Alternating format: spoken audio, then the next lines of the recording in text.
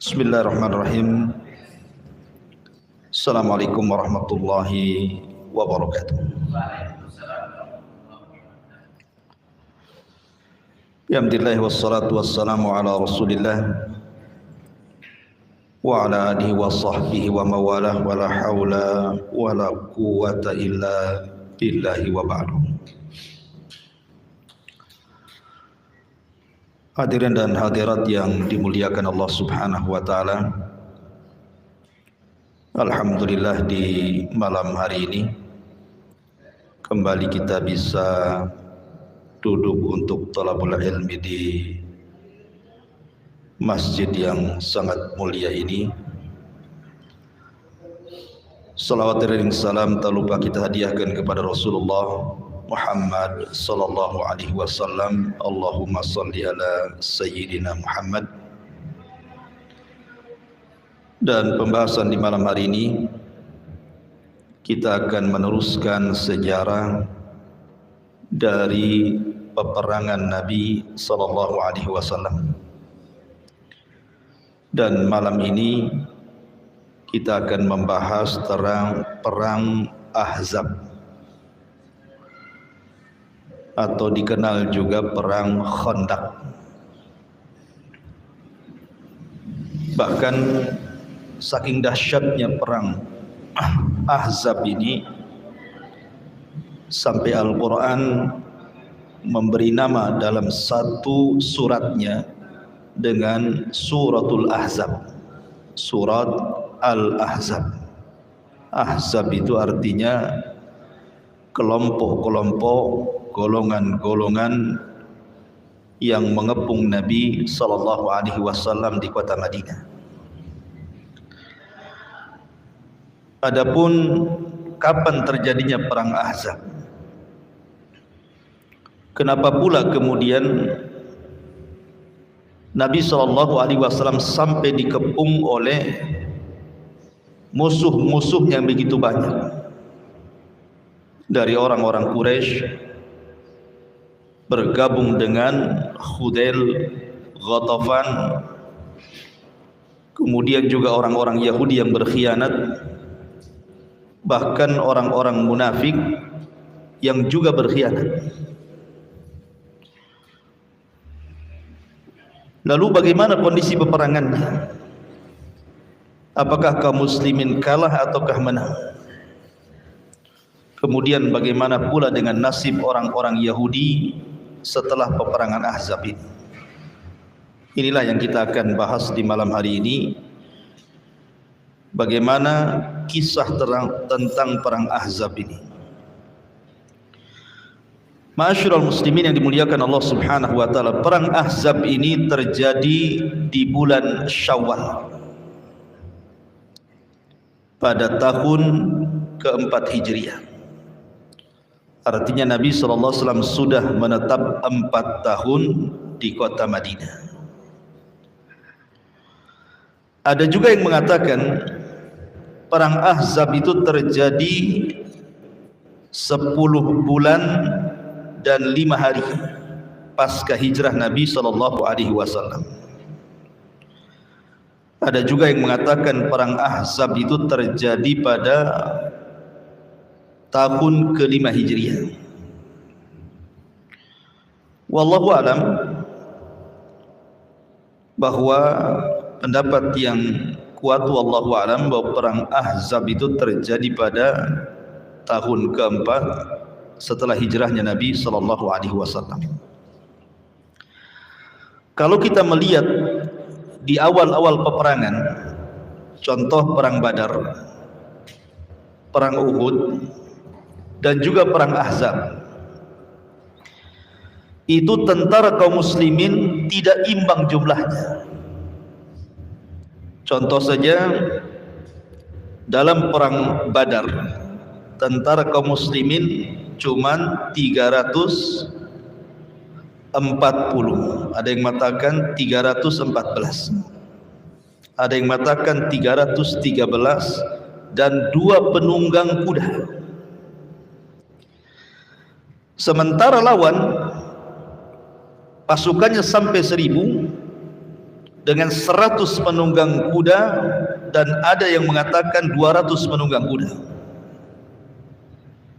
Bayangkan 300 lebih berbanding 1000 lebih. Kemudian dalam perang Uhud, kaum muslimin itu jumlahnya hanya 700 dengan 50 pemanah dan 4 orang yang membawa senjata. Sementara pasukan musuh sampai 3.000 tentara, 3.000 yang menunggang unta dan 200 yang menunggang kuda.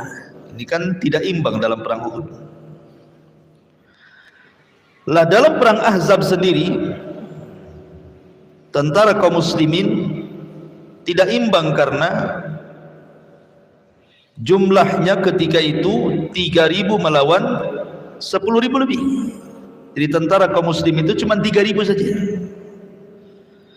Sementara tentara lawan itu 10.000. 10.000 ini musuh dari luar. Maksudnya orang-orang Quraisy yang berkoalisi dengan Ghatafan, yang berkoalisi dengan Hudzail, dan beberapa kabilah kecil. Belum lagi orang-orang Yahudi yang berkhianat dari 2 kabilah besar yang disebut dengan Quraidah dan Nadir, berkhianat. Belum lagi orang-orang munafik yang di dalamnya. Jadi kalau di total itu sudah ribuan tuh, belasan ribu tuh. Sehingga wajar Allah Subhanahu wa taala sampai menggambarkan bagaimana kondisi peperangan Ahzab ini yang menakutkan. Allah Subhanahu wa taala berfirman dalam surah Al-Ahzab, idja'ukum min fawqikum wa min asfala minkum wa idzaqatil absara wa balagatil qulubul hanazir hunalik wa tadhunnuna billahi dhununa hunalika btuliyal mu'minun wa zulzilu zilzalan syadida. Karena banyaknya musuh ini kan dikepung dari luar dan dalam nih masalahnya. Makanya Allah Subhanahu wa taala gambarkan kondisi kaum muslimin saat itu. Ketika mereka, maksudnya musuh-musuhmu, datang kepadamu dari atas, dari bawah, dan ketika penglihatanmu terpana dan hatimu menyesak sampai ke tenggorokan karena melihat besarnya tentara musuh gitu ya, sehingga kalian berprasangka yang bukan-bukan terhadap Allah. Disitulah orang-orang yang beriman diuji dan digoncangkan hatinya dengan kegoncangan yang sangat dahsyat.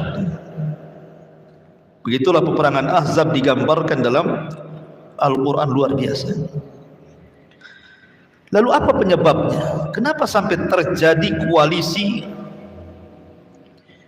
musuh-musuh Islam melawan Islam? Dan bagaimana kemudian orang-orang Yahudi sampai berkhianat? Bukankah dalam piagam Madinah yang sudah saya jelaskan kepada antum bahwa orang-orang Yahudi yang ada di kota Madinah bersama orang-orang kaum muslimin sudah melakukan perjanjian untuk saling melindungi Madinah kalau terjadi penyerangan dari luar? Ini tidak. Justru orang-orang Yahudi yang menyulut permusuhan. Kisahnya begini. Ketika Nabi SAW hendak meminta bantuan kepada Yahudi Bani Nadir untuk ikut serta membayarkan diat terhadap 2 orang yang dibunuh, entah mengapa orang-orang Bani Nadir Yahudi ini tiba-tiba kemudian berpemikiran untuk membunuh Nabi. Jadi mereka merencanakan, nanti kalau si Muhammad itu datang dan kita sedang rapat, satu orang naik ke atap, bawa batu besar, paskan di kepala dia, jatuhkan sampai mati. Tetapi Nabi SAW seorang Nabi. Sebelum itu terjadi, Jibril datang memberitahu agar jangan dilanjutkan perjalanannya ke Bani Nadir, karena mereka merencanakan pembunuhan. Maka Nabi SAW langsung balik kembali ke kota Madinah, kemudian mempersiapkan pasukan di serbunya Bani Nadir itu. Akhirnya mereka pun diusir dari kota Madinah, kemudian mereka pun tinggal di Khaybar bersama teman-teman mereka di luar kota Madinah, Khaybar. Karena kesalahan mereka sendiri. Mereka membuat perjanjian yang sudah sangat kokoh dalam piagam Madinah, mereka langgar, makanya mereka diusir. Rupanya pembesar mereka sakit hati. Dari sinilah mereka merencanakan untuk melakukan penyerangan. Berangkatlah tokoh mereka menuju orang-orang Quraisy, karena tahu bahwa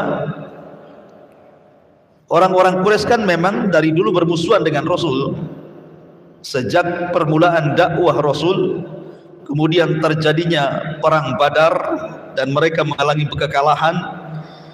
Kemudian juga perang Uhud dan peperangan kecil bersama orang-orang Quraisy. Jadi orang Yahudi tahu bagaimana permusuhan orang-orang Quraisy dengan Nabi SAW itu luar biasa. Sehingga kemudian mereka pun mendatangi orang-orang Quraisy ini, tokoh Yahudi ini. Tetapi sebelum mereka datang kepada orang-orang Quraisy, orang-orang Quraisy ini bertanya kepada orang Yahudi, kalian mengajak kami untuk berkoalisi menyerang Muhammad dan para pengikutnya. Saya ingin tanya kepada kalian, mana yang lebih baik, agama kami atau agama Muhammad? Jadi orang-orang Yahudi ini diuji dulu oleh orang-orang Quraisy itu, mana yang lebih baik, agama kami atau agama Muhammad? Maka tiba-tiba mereka mengatakan, ya tentu agama kalian jauh lebih baik dibandingkan agama Muhammad. Bukankah kalian menjaga Ka'bah, memberikan makan dan minum jemaah haji dan begitu seterusnya? Dari sini ma'asyiral muslimin yang dimuliakan Allah Subhanahu wa taala, Allah turunkan ayat kepada mereka. Apa ayatnya? Alam tara, tidakkah kau melihat, gimana ayatnya? Alam tara ilal ladzina utu nasiban minal kitab. Tidakkah kau lihat orang-orang yang diberi bagian daripada kitab itu? Yu'minuna bil jibti wa taghut. Mereka lebih beriman kepada al-jibti, berhala-berhala, dan juga taghut, sesembahan selain daripada Allah. Wa yaqulun, dan mereka mengatakan kalian lebih berpetunjuk dibandingkan mereka, katanya. Kan kurang ajar tuh. Padahal orang Yahudi tahu bahwa Rasul sallallahu alaihi wasallam itu nabi, mereka tahu. Karena memang ciri-cirinya termaktub di dalam Taurat. Mereka paham itu. Tetapi karena mereka sakit hati gitu ya, makanya kemudian mereka rela membenarkan agama orang-orang musyrik dan menjelek-jelekan agama petunjuk, sampai mereka rela menyembah sesembahan orang-orang musyrik. Oh, dari situ orang-orang musyrik percaya bahwa kedatangan mereka itu ingin melakukan pengkhianatan dan merobek perjanjian dan ingin menyerang Nabi sallallahu alaihi wasallam. Jadi orang Yahudi, tokoh Yahudi mengatakan, kalian serang dari luar, kami serang dari dalam, katanya. Deal. Akhirnya kemudian orang-orang Quraisy pun mempersiapkan pasukan 4.000. Kemudian menghasut Bani Ghatafan, Bani Hudzail, dan kabilah-kabilah kecil Arabnya, sehingga genap menjadi 10.000 pasukan yang disiapkan oleh kafir-kafir Quraisy ini. Maka Huyai ibn Akhtab ini, tokoh Yahudi, dari Bani Nadir ingin merayu kabilah Bani Quraidah. Kan Bani Quraidah waktu itu tidak mau berkhianat. Akhirnya kemudian didatangilah tokohnya Bani Quraidah itu, namanya Ka'ab ibn Asad. Ketika kemudian Huyai ibn Akhtab ini mendatangi kabilah Bani Quraidah dan kemudian merayu Ka'ab ibn Asad ini supaya bergabung dalam peperangan ini, awalnya nggak mau dia. Dia mengatakan kami tidak merobek perjanjian, kami beriman dengan Muhammad dan begitu bla bla bla bla. Sampai-sampai Huyai bin Akhtab mengatakan, aku datang kepadamu dengan kemuliaan dunia, dibantah sama Ka'ab ibn Asad ini, bahkan kau datang kepadaku dengan kehinaan dunia, pergi kau dariku. Tapi karena pandainya merayu Huyai bin Akhtab ini, akhirnya kemudian terayu pula Ka'ab ibn Ashraf ini dan belakangan siap bergabung. Berarti sudah dua kabilah Yahudi itu, kabilah Bani Nadir yang terusir di Khaybar, kemudian Bani Quraidah yang masih menetap di kota Madinah, yang masih bersama Nabi SAW. Kemudian mata-mata Nabi SAW menginformasikan kepada Rasul bahwa ada pergerakan pasukan besar yang akan menyerang Madinah, dan tercium bau pengkhianatan dari orang Yahudi. Dipanggillah tokoh-tokoh Islam dari Khazraj dan Aus, Sa'd bin Mu'adz dan Sa'ad ibn Ubadah dan Abdullah ibn Rawahah. Ini tokoh-tokoh hebatnya Ansar. Kemudian Nabi SAW mengatakan, wahai Sa'ad ibn Ubadah, Sa'ad ibn Rabi, dan engkau wahai Abdullah ibn Rawahah, coba kau lihat kondisi orang-orang Yahudi, telah sampai kepadaku bau pengkhianatan. Kau ceklah orang-orang Yahudi itu. Kalau memang tidak benar ini hanya hoax saja, maka kalian berkhutbahlah di hadapan orang-orang Madinah bahwa Yahudi mereka masih baik, Yahudi mereka masih memegang perjanjian dengan kita. Maka berangkatlah tiga tokoh ini menemui orang Yahudi. Rupanya ketika ditanya, mereka pun mencela Rasul sallallahu alaihi wasallam. Kemudian mereka mengatakan sebentar lagi dia akan membunuh kalian. Oh, dari situ mereka mengetahui betul-betul ini bukan berita hoax, tetapi memang sudah terjadi pengkhianatan di sini. Ma'asyiral muslimin yang dimuliakan Allah Subhanahu wa taala. Maka Nabi sallallahu alaihi wasallam setelah kemudian memperkirakan pasukan yang cukup besar, macam mana 3.000 melawan 10.000? 10.000 ini orang-orang musyrik saja, belum Yahudi, belum munafik.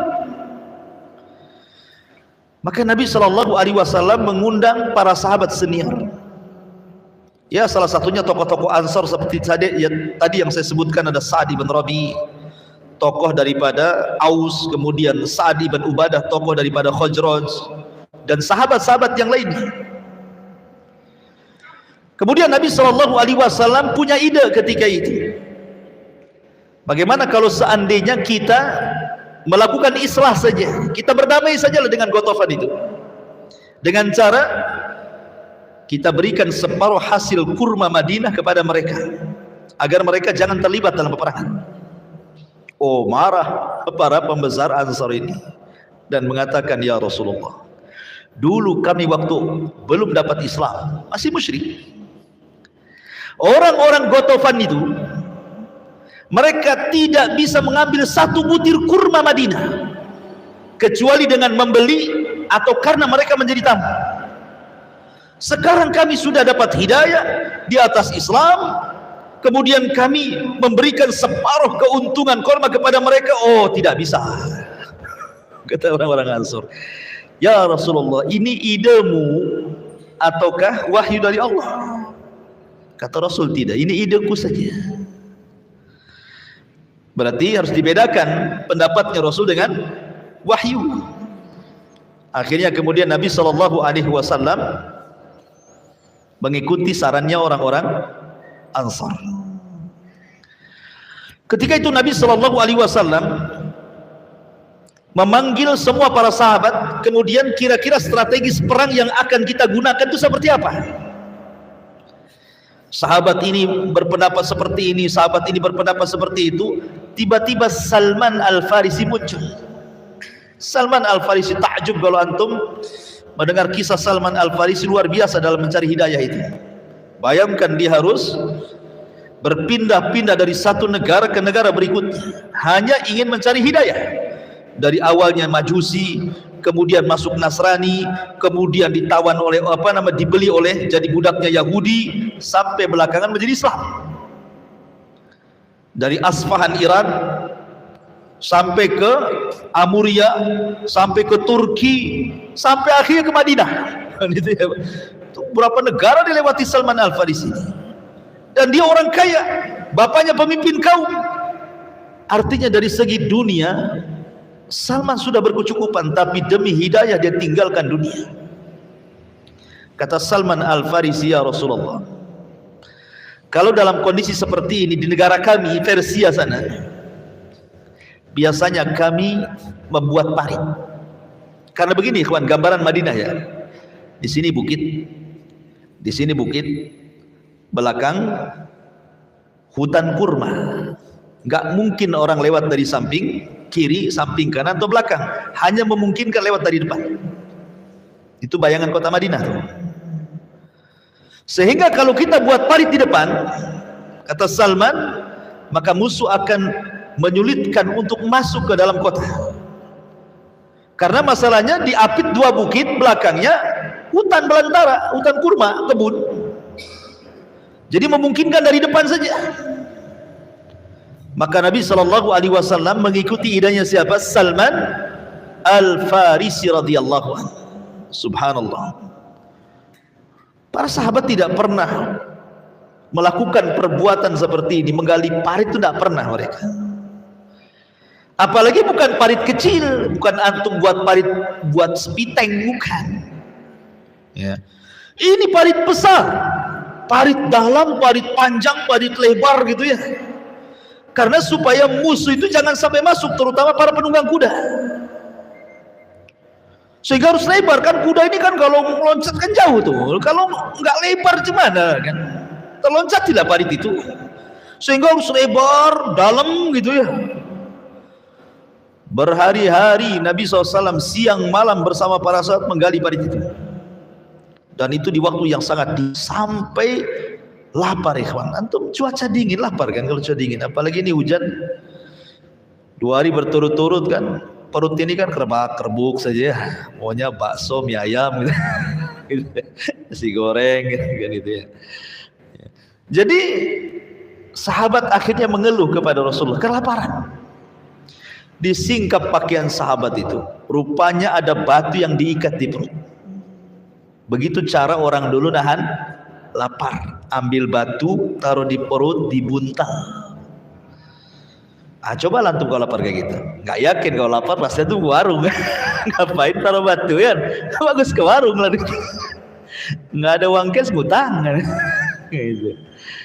Jadi akhirnya kemudian Rasul pun ingin memberitahu sahabat bahwa dia pun lapar. Disingkaplah pakaian Rasul, sahabat 1 batu, Rasul 2 batu. Bayangkan, menunjukkan laparnya Nabi SAW. Tapi subhanallah, banyak mukjizat yang terjadi saat penggalian parit itu. Nantilah kita di akhir cerita tentang mukjizat penggalian parit itu. Kalau kita cerita mukjizat nanti nggak selesai ceritanya.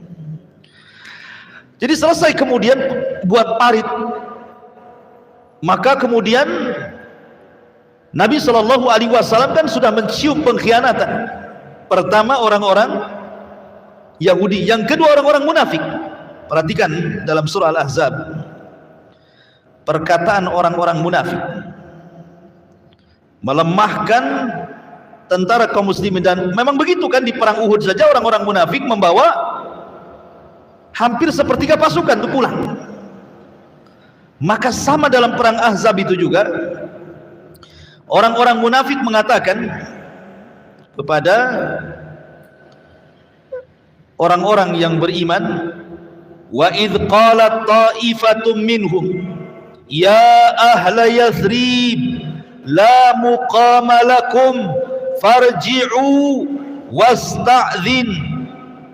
wasta'dhinu fariqum minhumun nabi yaquluna inna buyutana awrah wa ma hiya bi awrah yuriduna illa firara. Lihat bagaimana perkataan orang munafik melemahkan orang Islam nih. Wahai penduduk Madinah, penduduk Yathrib, tidak ada tempat bagimu, maka kembalilah kalian. Dan sebagian dari mereka meminta izin kepada Nabi untuk tidak ikut perang gara-gara hasutan orang munafik. Sesungguhnya rumah-rumah kami terbuka, tidak ada penjaga. Pada rumah-rumah itu tidak terbuka, mereka hanya hendak lari dari peperangan. Jadi tentara ini mengatakan, orang-orang munafik, sudahlah balik-balik ke rumah-rumah kalian. Ngapain kalian menjaga parit di sini gitu? Nanti kalau nyerang rumah kalian gimana? Jadi betul-betul kalau ban itu digembosi betul. Tetapi jawaban orang-orang yang beriman, walamma ra'al mu'minuna al-ahzab, dijawab di sama orang-orang yang beriman. Walamma ra'al mu'minuna al-ahzab qalu hadza ma wa'adana Allah wa rasuluhu wa sadaqa Allah wa rasuluhu wa ma zadahum illa imanan wa taslima. Dan ketika orang-orang yang beriman melihat kelompok-kelompok yang bersekutu itu, justru mereka mengatakan inilah yang dijanjikan Allah dan Rasulnya kepada kami, dan benarlah Allah dan Rasulnya, dan yang demikian itu menambah keimanan dan keislaman kami. Oh, makin dikompori makin kuat imannya. Itulah para sahabat Nabi SAW, tidak tergoyahkan keimanannya. Walaupun bagaimanapun mereka sudah manusiawi, sahabat itu ada rasa takut manusiawi kan, sebagaimana ayat yang pertama saya jelaskan, sampai menyesakkan dada mereka saking takutnya itu. Jadi wajar kalau seandainya kemudian mereka ketakutan, apalagi mereka sudah terkepung 1 bulan nih kawan. Bayangkan diboikot 1 bulan gak ada makanan, mereka hanya makan ala kadarnya. Makanya banyak mukjizat soal makanan yang berkah di perang Ahzab ini, karena mereka nggak ada makanan. Sampai-sampai Jabir bin Abdillah itu pernah mengundang Rasul, maksudnya khusus untuk Rasul saja makan itu. Tiba-tiba Rasul meminta sahabat untuk ikut masuk ke rumahnya. Bingunglah Jabir ini, kan itu makan untuk 1 orang, 1 pasukan pula dimasukkan ke rumahnya. Tapi subhanallah semuanya makan. Betul kan? Barokah, mukjizat Nabi SAW. Lah, ketika itu saat kaum muslimin sudah bingung, datanglah orang Yahudi yang menyembunyikan keislamannya. Namanya Nu'aim ibn Mas'ud. Dia Yahudi, tetapi menyembunyikan keislamannya. Dia datang kepada Nabi SAW, ya Rasulullah, saya ini Yahudi. Orang-orang Quraidah, orang-orang Nadir, mereka tidak tahu saya sudah masuk Islam. Bagaimana kalau engkau utus aku, akan kuadu domba orang-orang ini. Kata Nabi SAW, silakan. Kenapa dibolehkan mengadu domba dalam peperangan? Karena al-harbu kaid, peperangan itu tipu daya, yang penting menang. Nggak ada jujur-jujuran peperangan itu. Mau nipu, mau bohong, terserah, yang penting intinya menang. Makanya Rasul mengatakan al-harbu kaidun, peperangan itu tipu daya. Datanglah Nu'aim ibn Hammad ini kepada tokoh-tokoh Yahudi dan mengatakan, kalian kan tahu siapa saya, siapa posisi saya, siapa kedudukan saya. Maka tokoh-tokoh Yahudi mengiyahkan, ya, engkau orang mulia, engkau orang diperhitungkan dalam Yahudi. Bagaimana kalau seandainya aku berikan saran kepada kalian? Apa saran? Kata Nu'aim bin Hammad, sekarang logika, kalau seandainya orang-orang dari Quraisy kafir itu datang menyerang Madinah, qadarullah kalah, kemudian mereka pulang ke Mekah, kira-kira apa yang akan dilakukan oleh Muhammad kepada kalian? Habis kalian nanti. Bahasanya seperti itu kan. Begini, saya kasih saran. Biar orang-orang kafir Quraisy itu tidak berkhianat dan betul-betul bergabung dengan kita untuk menyerang Muhammad. Kita minta 10 anak-anak mereka kita sandra. Kalau mereka berkhianat, tiba-tiba mereka meninggalkan Madinah, kita bunuh yang 10 anak-anak mereka ini. Dan saya yakin kalau mereka mendengar anak-anak mereka akan dibantai, mereka pasti tidak akan berkhianat. Oh, betul juga katanya. Kalau gitu kita sandra saja 10 anak mereka sampai betul-betul memang kita perang bersama mereka dan menang dalam peperangan.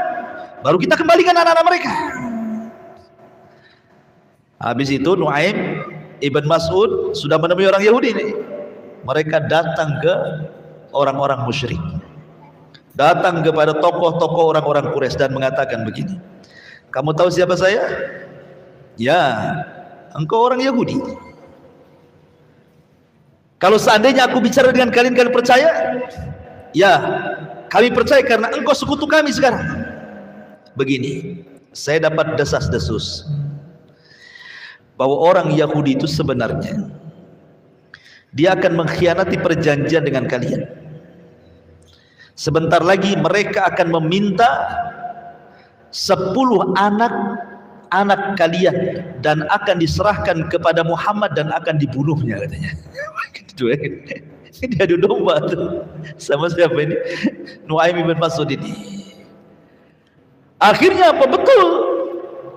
Tokoh-tokoh Yahudi ini setelah Nuaim bin Mas'ud ini mengadu domba nih, mereka datang kepada orang-orang Quraisy dan mengatakan begini, kami bukan tidak percaya dengan kalian. Kalau seandainya kalian menyerang Madinah, tiba-tiba kalian meninggalkan kami, habislah kami di tangan Muhammad. Sebagai jaminan, tolonglah serahkan 10 anak kalian. Ini saya jaminan saja kalau kalian tidak berkhianat. Kata orang musyrik, oh 10 anak ya kan. Dan dengar dari Nu'aim bin Mas'ud tuh kan. Oh 10 anak gitu kan. Baik katanya. Nah, tengok nanti katanya. Dari sini orang Yahudi sudah gak respect tuh. Wah ini udah mengkhianat nih kan. Karena gak mau ngasih 10 anaknya kan, mereka gak mau kasihkan. Berhasil Nu'aim bin Mas'ud memecah belah orang ini. Sehingga ketika orang-orang musyrik menyerang Rasul, orang Yahudi gak terlibat karena takut. Mereka nonton saja ya. Akhirnya orang-orang musyrik mereka sudah melakukan pengepungan. Rasul itu sudah kepepet di 1 bulan dikepung. Macam mana gak kepepet ikhwan? Makanan gak ada, sudah lemas sahabat itu, kelaparan gitu. Akhirnya kemudian ketika berhadap-hadapan, orang dulu kan biasalah ada sistem mubarazah. Mubarazah itu adu tanding gitu ya. Dari kaum muslimin Ali bin Abi Thalib, dari orang-orang kafir Quraisy Amr ibn Abi Wud. Amr ibn Abi Wud ini jagoan hebat tuh. Dan dia setara dengan Abu Thalib, bapaknya Ali. Jadi ketika melihat Ali, ngapain kau lawan aku katanya kan. Aku ini kawan baik bapakmu katanya. Mundur ini anak bawang ya. Cari yang baik lagi katanya. Aku tidak akan membunuhmu, aku menghormati bapakmu. Kata Ali bin Abi Thalib, bahkan aku yang akan membunuhmu katanya. Anak kecil gitu. Akhirnya terjadilah mubarazah, menanglah Ali bin Abi Thalib. Memang tidak terjadi peperangan yang berarti dalam perang Ahzab ini ikhwan. Maksudnya bukan perang wah, karena kan ada parit masalahnya gitu kan. Jadi, dan setiap peperangan Rasul hampir 27 lebih lah, kurang lebih 30 peperangan Rasul itu kan kebanyakan itu tidak adu fisik. Kadang-kadang damai ya kan, macam-macam kan. Yang betul-betul perang itu perang Badar, perang Uhud gitu ya. Hunain itu memang betul-betul perang gitu kan. Tapi hampir peperangan Rasul itu tidak ada perang berarti. Contohnya perang Khandaq. Yang terkenal mubarazahnya Ali dengan Amr ibn Abi Wud saja. Kadang lempar-lemparan panah saja. Cuman masalahnya Nabi pernah marah dalam perang Khandaq ini. Kenapa? Gara-gara dia jaga Khandaq, jaga parit itu, Akhirnya masuk waktu asar, mereka masih melempar tombak panah gitu. Kalau seandainya ditinggalkan sholat asar, musuh akan masuk. Sehingga Rasul bertahan bersama sahabatnya, lewatlah sholat asar sampai maghrib. Barulah Nabi SAW sholat asar di waktu maghrib. Di sini Rasul marah dan mengatakan, mala Allahu kuburahumun nar, semoga Allah membakar kuburan-kuburan mereka dengan api neraka, katanya. Karena mereka sudah mengakhirkan sholat wusta. Nah, dari sini tahu penafsiran Al-Quran, hafidhu ala salawati was salatil wusta, jagalah oleh kalian 5 waktu sholat, terutama wusta. Rasul mengatakan apa dalam sholat asar? Karena mereka sudah mengakhirkan sholat wusta. Berarti sholat wusta itu sholat asar. Siapa yang menjaga sholat asar, maka dia bisa menjaga sholat yang lainnya. Siapa yang meremehkan sholat asar, maka dia akan meremehkan sholat yang lainnya. Itulah sholat wusta. Rasul marah gitu ya. Jadi kan malam hari berhenti perang, karena memang cuacanya dingin, ekstrim sekali dinginnya. Mereka hanya perang itu di waktu siang saja, malam istirahat. Jadi orang-orang musyrik kembali ke kemah-kemah mereka. Disinilah namanya orang dingin pasti akan bakar-bakar kan, mesti untuk menghangatkan badan kan, mesti bakar-bakarlah pasukan ini. Allah Subhanahu wa taala kirim malaikat. Allah kirim malaikat, dan malaikat ini membuat angin yang sangat dahsyat, sehingga kemudian angin ini menjadikan kayu-kayu yang terbakar itu membakar semua tenda, berhamburan kemana-mana kayu ini yang banyak apinya itu kan, masuk ke tenda ini, kebakar tenda itu, maka tenda itu, akhirnya seluruh tenda kebakar. Kemudian periuk-periuknya semua terbang tak kemana, kuda-kudanya ketakutan lari. Akhirnya mereka pun sama-sama tidak ada bekalnya kan. Kalau mereka bertahan dengan tidak ada perbekalan, tidak ada kemah, bisa mati kedinginan. Dari situlah akhirnya, daripada mereka mati konyol, satu persatu kabilah ini pulang ke Quraisy, pulang ke Ghatafan, pulang ke Hudzail gitu. Subhanallah ikhwan. Gak ada perang, hanya perang itu saja ya. Tapi Allah Subhanahu wa taala menangkan gara-gara apa? Gara-gara Allah tolong dengan dikirim para malaikat, sama dengan perang Badar nih, dikirim 5.000 malaikat kan. Tapi dalam perang Khandaq ini, perang Ahzab ini, Allah kirim malaikat menciptakan angin sehingga menghambur-hamburkan tenda dan tanah dan tempat-tempat istirahat mereka, sehingga kudanya lari, periuknya terbang ke sana kemari, tendanya kebakar. Akhirnya mereka pun pulang dalam kondisi rugi. Sekarang orang musyrik sudah pulang, sekarang Yahudi sendirian. Yahudi sendirian, orang-orang musyrik sudah balik. Maka pembesar Yahudi Ka'ab bin Asad ini kemudian diberikan pilihan. Dia langsung berceramah di hadapan masyarakat Yahudi, aku beri kalian 3 waktu. Kalian harus beriman kepada Muhammad. Kalau tidak, kalian akan dibunuh, kalian akan jadi tawanan, kalian akan jadi budak macam-macam. Mereka mengatakan, tidak mungkin kami meninggalkan ajaran Taurat. Kalau kalian masih berpegang itu, nanti rasakan kalian. Ditakut-takuti kan itu. Akhirnya setelah perang Ahzab, karena merasa sudah menang, musuh sudah nggak ada, Rasul pulang ke rumahnya, kemudian mandi. Otomatis yang namanya mandi meletakkan baju besi, kemudian meletakkan senjata. Tiba-tiba Rasul sedang mandi, dipanggil-panggil orang dari luar. Maka Nabi SAW langsung bergegas, kemudian menemui, rupanya ada seorang penunggang kuda. Sebenarnya itu malaikat Jibril. Kuda berwarna putih, kemudian yang menunggang pun berwarna putih sangat ganteng, menyerupai seorang sahabat namanya Dihyatul Kalbi. Itu sahabat paling ganteng dari kalangan muhajirin ya. Makanya kalau sahabat Dihya al-Kalbi ini pergi ke Syam ya, dalam rangka berniaga, itu wanita-wanita Syam itu sampai tidak berkedip tuh, nengokin dia saking gantengnya gitu ya. Lah Jibril ini kalau datang kepada Rasul ya tidak mungkin lah nyerupai antum. Nyerupai Dihyatul Kalbi. Jadi kata Dihya, jelmaan malaikat Jibril, ya Muhammad, kenapa kau letakkan pedang? Malaikat belum meletakkan pedang, kau sudah letakkan pedang, katanya. Pakai lagi baju besimu, katanya. Sudah pakai lagi baju besinya, sudah ambil lagi pedang. Kata malaikat Jibril, kau kumpulkan pasukanmu, serbu Yahudi Bani Quraidah. Mereka sudah berkhianat. Maka Nabi SAW masang lagi baju besi, ambil lagi pedangnya, kemudian Rasul menyuruh untuk mengumpulkan pasukan ini, ikhwan.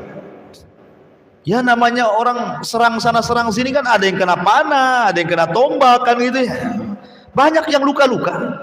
Belum pun istirahat, tiba-tiba Nabi SAW mengumpulkan mereka dan mengatakan, idhabu ila Bani Quraidah fala tusalliyanna ahadakumul asra illa fi Bani Quraidah. Hei tentaraku, serbu Bani Quraidah, berangkat sekarang. Mereka belum beristirahat, luka sebagian sahabat masih menganga.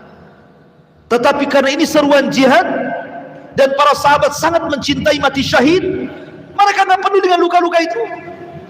Mereka langsung bergegas dan mengatakan, kata Rasul, berangkat kalian ke Bani Quraidah, dan jangan salah seorang di antara kalian ada yang sholat asar di jalan kecuali sampai di Bani Quraidah.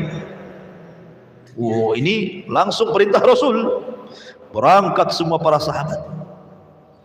Tapi Allah takdirkan, belum sampai Bani Quraidah, datang waktu asar. Datang waktu asar nih. Sementara pesan Rasul apa? Jangan kalian sholat asar kecuali sampai di Bani Quraidah, kan begitu. Allah takdirkan belum sampai Bani Quraidah, datang waktu asar. Berselisih para sahabat.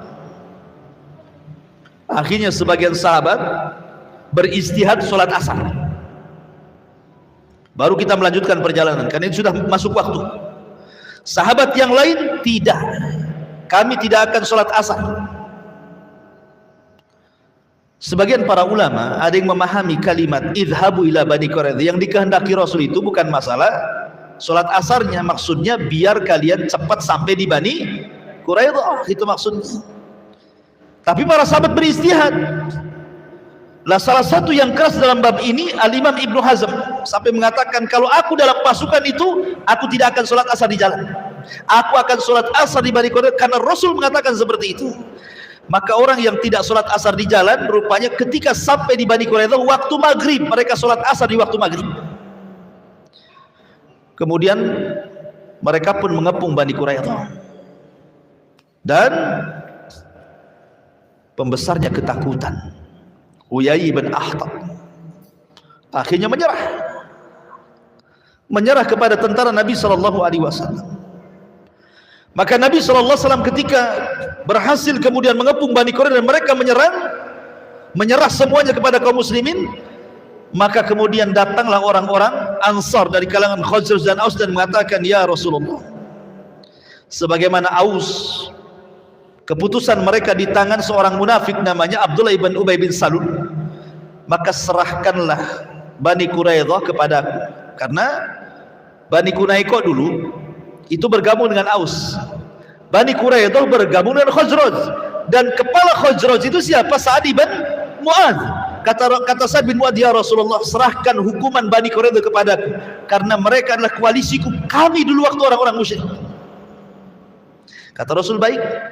Ketika itu Sa'ad bin Mu'adz, Sa'ad ibn Mu'adz, Sa'ad bin Mu'adz ini terluka. Dalam peperangan ini terluka dia. Datang bawa kuda. Dia mengatakan, ya Rasul, izinkan aku memutuskan kepada mereka. Kata Rasul, silakan. Kata Sa'ad bin Mu'adz, aku menginginkan semua laki-laki Bani Quraidah bunuh. Laki-laki dibunuh, adapun wanita dan anak-anak ditawan jadi budak. Apa kata Rasul? Hakamta bisyariatillah ya Mu'adz, engkau telah berhukum dengan syariat Allah, katanya. Maka karena Sa'ad bin Mu'adz menghendaki seperti itu, semua dibunuh. Wanita dan anak-anaknya ditawan. Salah satu yang tertawan siapa? Safiyah. Safiyah, anak daripada pembesar Bani Quraidah Huyai bin Akhtab. Kemudian dia pun ingin memerdekakan dirinya, maka Rasul memerdekakan. Akhirnya Rasul menikahi Safiyah, dan dia salah satu daripada Ummul Mukminin, Safiyah bintu Huyai ibn Akhtab. Bapaknya pengkhianat Yahudi, tapi anaknya kemudian jadi Ummul Mukminin, Safiyah. Ya, dan Safiyah itu orangnya pendek tapi cantik. Ya. Kalau Hafsah kan gemuk, kemudian rambutnya panjang. Ya, kalau istri antum gemuk, itu kayak Hafsah. Kalau pendek kayak Safiyah, kalau tinggi kayak Aisyah, gitu maksudnya. Ya. Ma'asyiral muslimin yang dimuliakan Allah Azza wa Jalla. Lah, setelah itu kemudian semua dihukum. Semua wanita ditawan. Maka Nabi SAW berhasil menumpas orang-orang Yahudi. Bukan salah Islam, tapi salah mereka, karena mereka melanggar perjanjian. Coba kalau mereka tidak melanggar perjanjian, mereka bisa hidup tenang di Madinah, ya, bersama Nabi SAW. Karena Islam itu bukan agama radikal, bukan agama sadis, bukan agama teroris, tidak. Ya, tidak sebagaimana prasangka orang-orang terhadap Islam. Karena yang memulai mereka, maka kita juga tidak mungkin diam, kan begitu. Mereka yang memulai. Kullama ahadu ahdan nabadha fariqum minhum. Setiap mereka orang-orang Yahudi membuat perjanjian, pasti mereka akan berkhianat.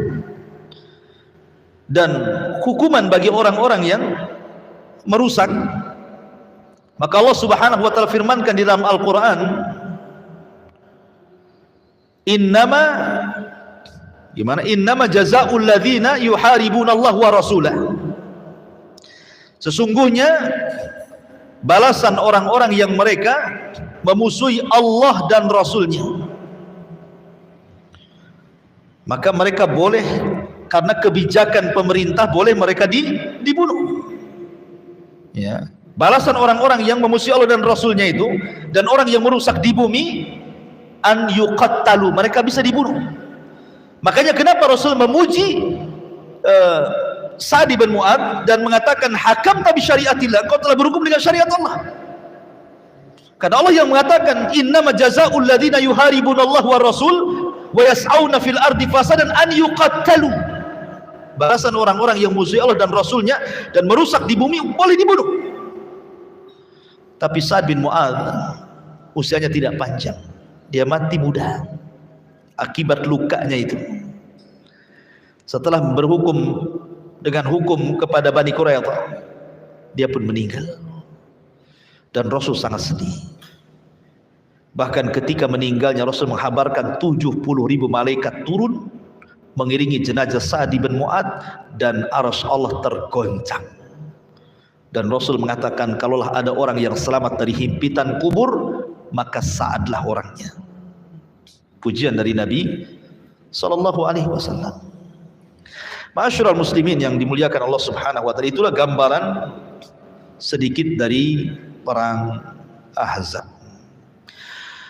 Wallahu alam, karena sudah jam 9 ikhwan. Cuaca pun dingin juga ya. Iya kayaknya.